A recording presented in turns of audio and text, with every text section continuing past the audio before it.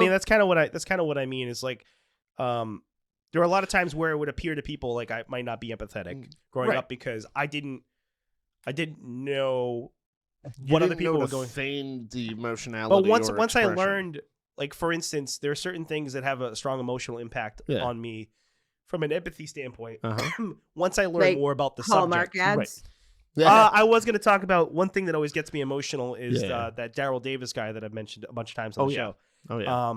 He's a black gentleman who makes friends with people in the KKK and ends up collecting their robes. So he befriends them. Yeah. And then once he becomes really good friends with them, they end up like he has a whole collection of KKK hoods and robes.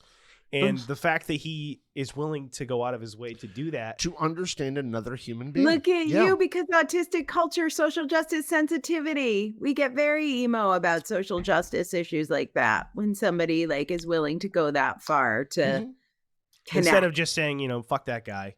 He's like, hey, buddy, why don't you come over and have dinner at my house? And he's like, well, I don't like black people. Okay, that's cool. You want to come have dinner?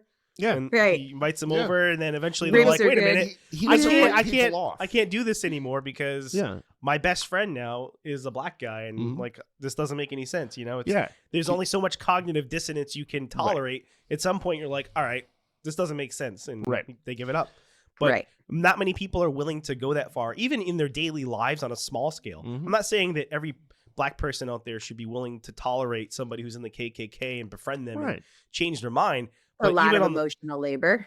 Yes, exactly. So it's going to be something that's hard for a lot of people to do, but and you shouldn't have to necessarily deal with that. That's not your problem, right? But just on a small scale, tolerating other differences in people, and having some level of empathy or trying to understand that the good people can be driven to horrible ideas, or have shitty ideas, and not just instantly writing those people off or hating them.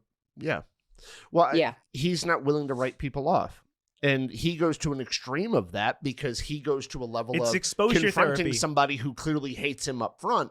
But not a lot of the times people write other people off because they don't use their blinker on the fucking highway. I would say it's like exposure therapy, right?